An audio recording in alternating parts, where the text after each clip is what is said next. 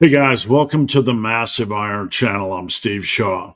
If you feel like you're drowning in tips, reels, or science-based information, but still feel like you're spinning your wheels, in this video I'm going to share with you 17 lessons that I've learned from my 40 years of coaching and training that will help you get on track.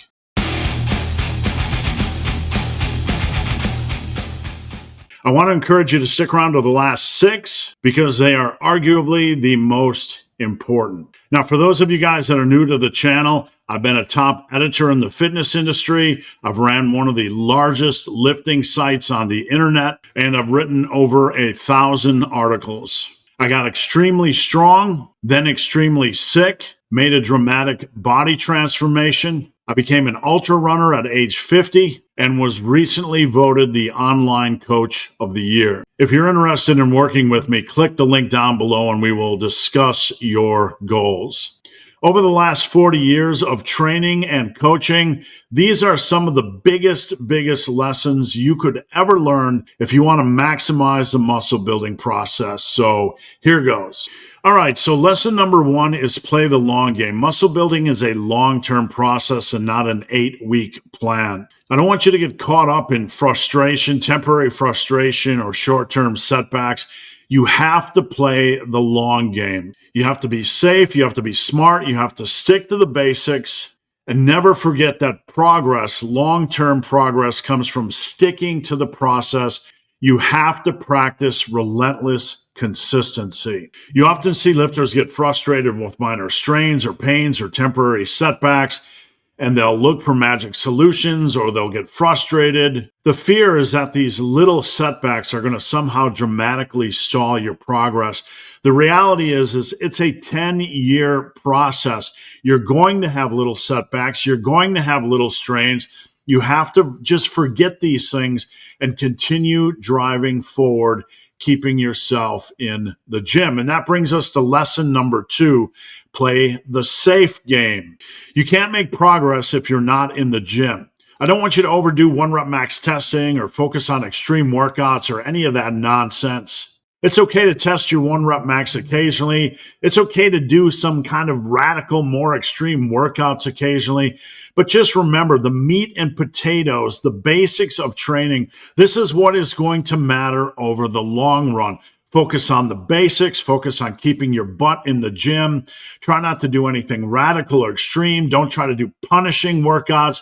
We're there to get into the gym, stimulate, train hard, make progress, and keep things moving forward. No matter what, your prime directive is to stay safe, stay smart. If something happens in the gym, you don't feel perfectly okay on that given day, don't feel like it's a failed workout. One of the things I teach is that if I go into the gym on any given day and something isn't feeling good, something isn't feeling right, I live to fight another day. If I can't do something perfect, I just get in there, do the minimum holdover work, and then get back in the gym the next time. All right, lesson number 3, pick exercises you enjoy that have a progression opportunity. You need lifts that allow you to progress for a longer period of time. This has to be the meat and potatoes of your training program. Now, there are no magical exercises. You don't need to do squats or deadlift or even bench press if you don't want to, but you do need a solid group of exercises that allow you to progress or get a lot stronger than you are now. You just can't simply pick all easy lifts that feel good and hope to build muscle. It doesn't work that way. When it comes to a group of exercises for any specific muscle group or area, I want you to pick exercises that really motivate you to train, something you really enjoy to do. Again, for quads, you don't have to do squats. You could pick leg press or hack squats or lunges or whatever. As long as you have a solid grouping of exercises that motivate you to get your butt into the gym and attack, and they have a good progression opportunity, you are in a good place. All right, lesson number 4, don't sweat the small stuff. This is an important point. The lifting world can be full of conflicting information and confusing information. I want you to always keep the bigger picture in mind, the basics, the long-term process, the massive iron pillars of success. I've spent my life studying programs from the last 7 years, and what I have found out is there's no magic programs, no magic frequencies, no magic exercises, but there are 10 cornerstone pillars of success. If you follow these basic tenets or basic pillars of success, you are going to be successful regardless of the program, regardless of the exercises, regardless of the frequency, regardless of the split. If you want to learn more about the 10 pillars of success from the Massive Iron World, please check out my book, Massive Omnibus. I will link that down below.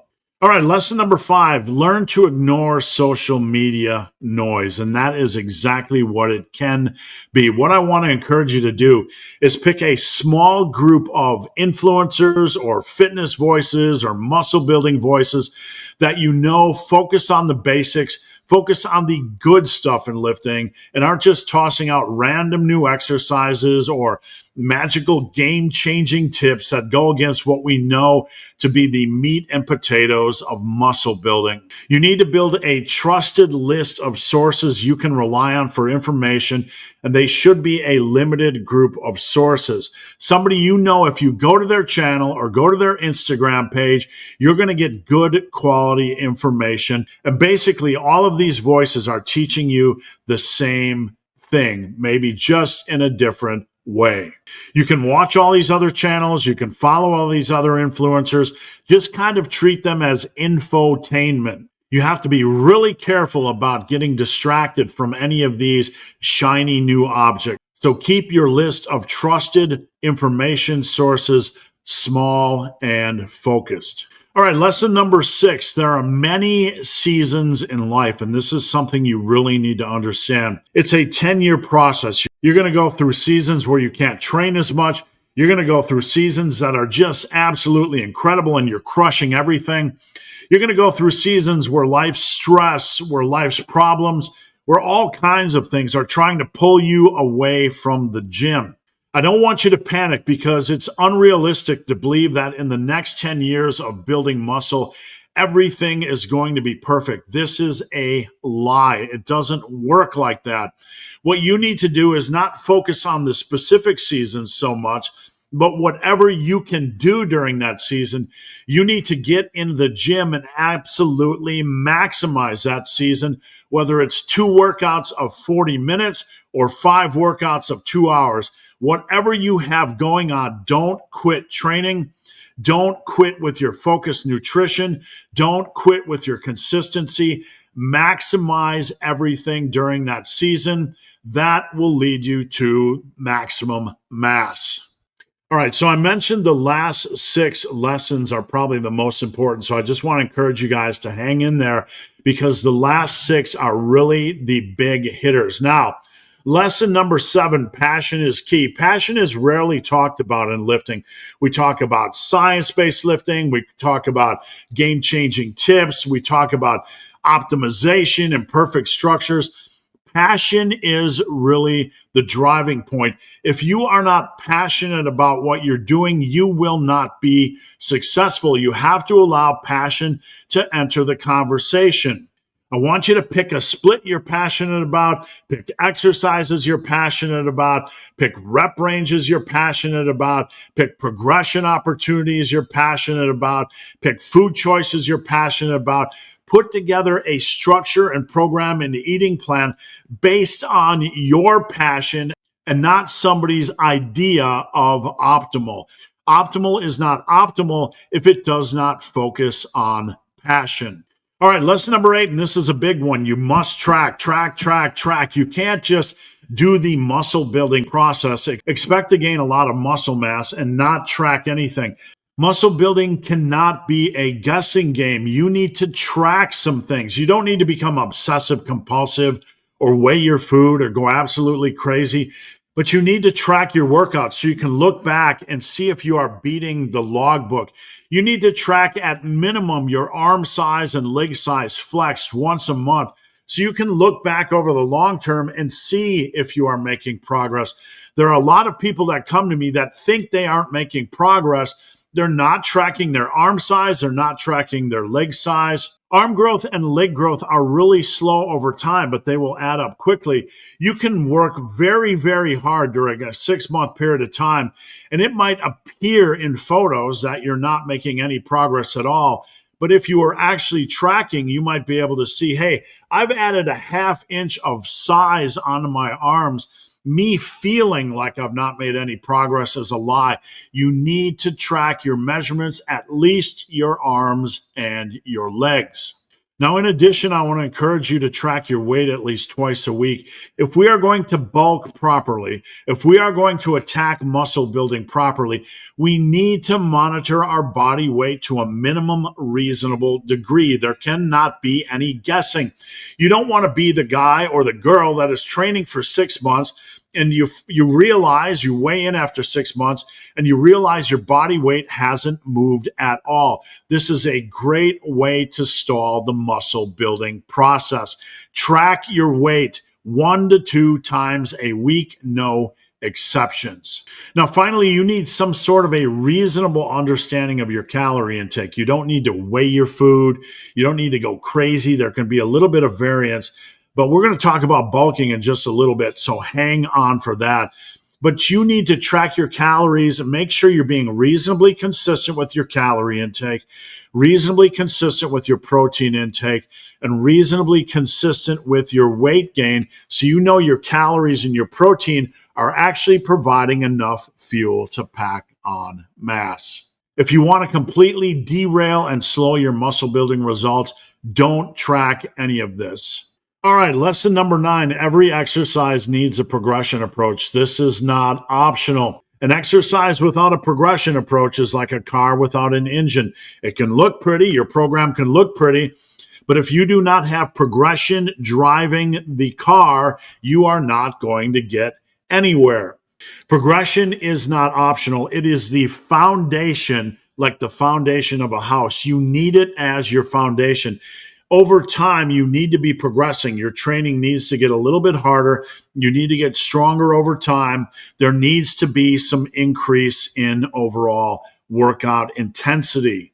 You can't have exercises in your training day that don't have a specific progression approach, even if those exercises are slow progressors. So find a progression approach you like for that specific exercise. Keep an eye on the logbook. Try to progress safely when you can. All right, so we're almost to the final 6. This is lesson number 10. The final 6 are up next. Lesson number 10, lean bulking isn't optional. There are a lot of little fairy tales out there right now in lifting that you can maintain, gaintain, plantain, not move your body weight from where it is right now, keep the scale weight the same, and somehow you can pack on 20, 25, 30 pounds of muscle without the scale moving up. To maximize muscle building, you need a lean bulk in place. We're not doing fat bulking. In the massive iron world, I teach a massive bulking system, and the first step is to gain about 1 kilo to 2.5 pounds per month over about a 4 to 5 month period of time. Generally, if you're new to lean bulking, you want to set about a 10-pound ceiling. Once you get to that 10 pounds, and again, it should take about 4 to 5 months, then we want to reassess, see how comfortable we feel with the bulking process, either continue forward 5 pounds or do a quick mini cut and get back to bulking. If you are gaining weight more than 2.5 pounds per month, you are entering that sloppy kind of fat bulk area. We need to slow it down. We need to keep you in a calorie surplus as long as possible so we can maximize the coming training year.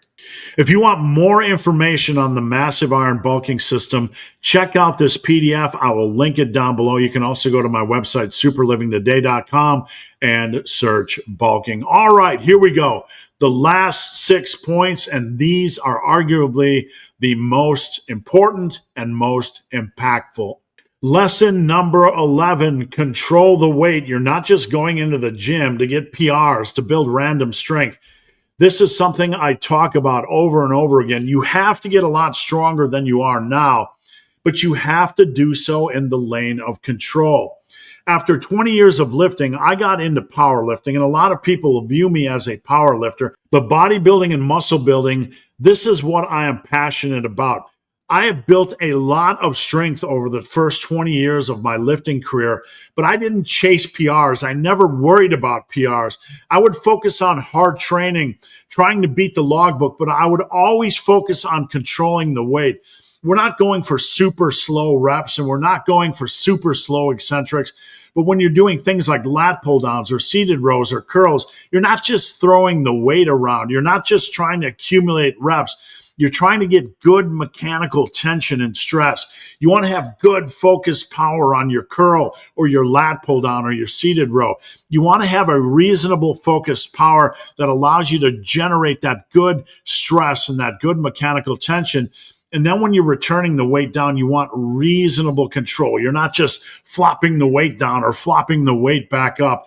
Focus on hard training and progressive overload while maintaining good, solid control without trying to overly slow your eccentrics. Mechanical tension, it's an integral part of the muscle building process. Now, lesson number 12, it's more art than science. This is going to sound very controversial, and I'm not anti-science. I've spent my life studying natural muscle building potential. I spent my life as an editor. I spent my life writing articles. I've spent my life as a teacher and a coach. We want to look at the history of lifting and find the commonalities. A lot of the modern science-based information is detached from what is really working the last 70 years of lifting. If something is framed as scientific but doesn't look at what is actually happening in the gym, it's not science at all. It is a fairy tale disguised as science. I want you to remember that muscle building is more art than science. This doesn't mean we train foolishly or recklessly or don't use common sense, but muscle building is more art than science. I teach evolving programs based on what is happening in the gym. This is an art form. You go into the gym based on what is happening. We're going to make solid, reasonable swaps or choices based on how something is treating our body, maybe based on how an exercise is treating us. Your program should evolve based on passion and what is happening in the gym rather than chasing the latest science-based trend. This will only amplify your training, and I guarantee it'll amplify your training much more rapidly than just chasing the science-based tip of the day. Science can never replace the art of training. All right, lesson number 13 is going to piggyback on lesson number 12.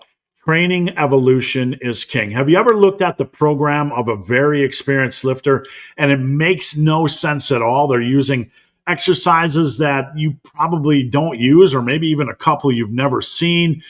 Maybe they're using a protocol or a training tool like rest pause or drop sets in an odd structure you've never considered. When you look at the program of somebody that's been training 10, 15, 20 years, their program might look a little bit odd on paper, but here is the truth when it comes to training evolution. If you start today and you get into the gym and you find out a certain exercise variation doesn't work for you, maybe you don't like barbell rows and you switch to pendlay rows and find that feels a lot better. Maybe you don't like the 8 to 10 rep range on pendlay rows. Maybe you like the 6 rep range and you switch to that. This is what we call evolving training based on needs. You are getting into the gym, you're finding what you like and you don't like, and as long as it's reasonable, as long as the swap or change is reasonable, you're evolving your training based on passion and what feels good for you. This is so extremely important. You're going to find that if you do this over time, rather than program hop, that over the course of 10 years, you're going to develop your own unique style, your own unique preferences that are built on what is occurring in the gym and what you feel passionate about. I'm very passionate about rest pause training. It's something I like a lot. If you don't like it, don't use it. It doesn't matter. Maybe you like cluster sets. Maybe you like drop sets. Maybe you like straight sets. It doesn't matter. Allow training evolution to determine or dictate how you progress moving forward. Again, as long as things are reasonable. Don't focus on program hopping, focus on program evolution. Now, lesson number 14, And this has to do with program hopping, which we just talked about. I want to share something with you, and I hope this makes sense. When you program hop, you're simply hopping from one program to the next, and they have the same darn exercises. You're hopping from one program to the next, to the next, to the next, using the same exercises. What sense does that make? You're moving from one program to another, doing the same darn thing. The only differences between programs are the minor optional tools. So one program might focus on a 5x5 set and rep structure. One might focus on cluster sets. One might focus on rest pause. Instead of just randomly program hopping, you have to be in tune with what training tools or techniques do I like, or what don't I like about this workout. Instead of just hopping to a new program, find the variable in the program you don't like. Maybe it's taking too long because you're doing 5 sets of 5. Move it to straight sets of 3x8. Maybe move it to 3 sets of 5 or 3 sets of 6. Evolve things, move out, phase out the variables you don't like. Phase in something different, try something different, rather than just completely scrapping a program, going to something new, and never being smart enough to figure out it was only a single variable I didn't like, and I probably should have only changed that single variable rather than just completely changing the entire program. This will keep you spinning and spinning your wheels because you are never truly analyzing the variables you don't care for and evolving your training to include the variables that you do.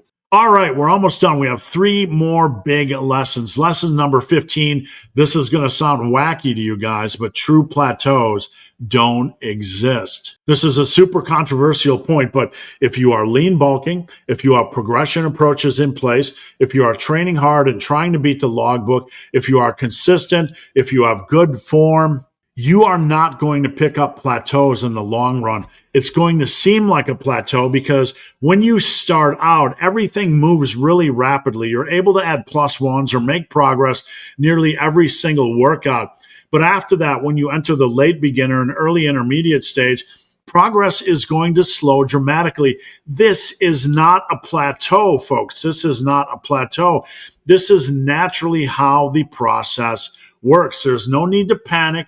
There's no need to change your program. There's no need to watch videos about plateauing. As long as you have the massive iron pillars of success in place and the basics in place, all you need to do is train safe, train smart, continue to evolve your programming, and continue doing what you're doing. The deeper in you get, the slower things are going to progress. If you are actually progressing very rapidly as a beginner, it's not going to be long at all before it's going to take you 6 to 8 weeks to add a rep on things like the bench press.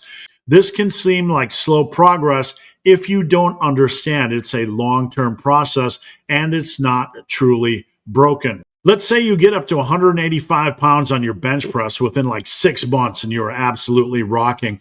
And after that, you only got a single rep addition every other month or once every 8 weeks. You are only adding 6 reps a year to your bench. This seems like a plateau. This would add about 35 pounds to your bench press a year, or over the next 5 years, it would add approximately 175 pounds on your bench. This would bring your bench press in 5 years from 185 pounds to 360 pounds, adding only 1 rep every 2 months. Now, you can either be the lifter that thinks you've hit a plateau and this is awful progress, or you can be the lifter that understands that hardly anybody you know benches 360 pounds. And if you just trust the process, keep the basics in place, and keep moving forward, you're going to end up after 5, 7, 8, 10 years bigger and stronger than nearly everybody in the gym, and there never was a plateau. All right, lesson number 16, optional tools aren't useless tools. How many times have you been on social media or Instagram or watched a YouTube video where somebody said something like drop sets are junk, or rest pause is junk, or pre-fatigue is junk, or this, that, or the other tool is junk? There's literally hundreds of training tools. And you could go on YouTube right now and find an endless number of videos about each training tool that would proclaim that each of these training tools or any of these training tools on any specific day are junk. This is absolutely nonsense. And let me explain. Now, these optional tools, these optional training tools are optional. You don't have to use them. You don't have to use drop sets. You don't have to use rest pause. You don't have to use supersets. You don't need to use pre-fatigue. You don't need any of these to be successful. That does not make them useless. Here's the thing. If you enjoy these tools, if they make you excited about training, there is no downside. They can feel progress. They can feel passion. They can feel motivation. As long as you have the basics in place, all the things we talked about in this video, if you're progressing and you have a lean bulk and you're just nailing that lean bulk and you're nailing your consistency and nailing your control, then if you want to add in pre-fatigue before squats, if you want to add in a drop set, if you want to do straight sets instead of making every set count or pushing every set to failure, you can do any of these, because any of these tools that increase passion or motivation inherently have value, inherently feel your workouts, and they are part of the art of training. They might not make sense to the guy or girl next to you, but if they are motivating you to attack and they contribute to the overall concept of hard training, they are only a beautiful thing. All right, last lesson. Here we go. Lesson number 17, conventional splits aren't always the best option. Now, I don't want you guys to get upset with me. I'm not saying upper lowers are bad or push-pull legs are bad. I'm just saying there's a lot of different splits out there that you guys need to consider and look at. In the massive iron world, I've spent my lifting career developing new splits and new workouts and new training protocols because I like to present folks with options. I like to give you different options, different ways to train. Why do I have 100 different ways to train in the massive iron world? Because they are options. You might like one rather than another. You might like this split rather than another split. Don't just trap yourself in the push-pull legs world. Don't just trap yourself in the upper-lower world or the full body world. Check out these different options. If you go to the main page of my YouTube channel and just search workouts or splits, you'll find a ton of different ideas: upper posterior, torso, limbs, the lube split, all kinds of different splits and options. And most of them focus on flexibility, meaning you don't need to train a certain number of days per week. We give you the flexibility to train maybe 3 days 1 week and 4 days the next. Now, before we go, I just want to say thank you for watching this video. I hope this information helps focus you. If you have any questions, don't ever hesitate to reach out to me, benthebarman@gmail.com, or DM me on Instagram @benthebarman. I want you to check out this video on progression. It shows you 6 of the primary progression approaches that I use when structuring workouts in the massive iron world. They aren't the only progression approaches, but they will really help you feel forward movement. Thank you guys for watching. Have a great day.